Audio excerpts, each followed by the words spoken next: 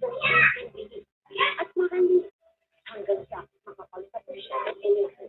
Kahit maraming nagpapay, kanya nalisanin na niya ang kanyang napang-abuso niya, hindi pa rin niya ito iiwan. No consent.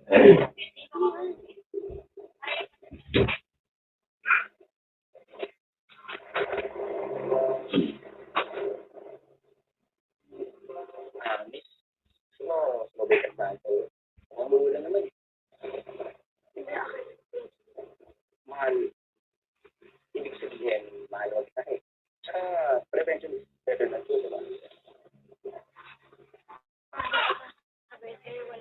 Wow. Pero may dati ka. Wala mo tayong paibigyan ito. I'm sure ako kasi paibigyan. Sige na. Paibigyan kita. 22.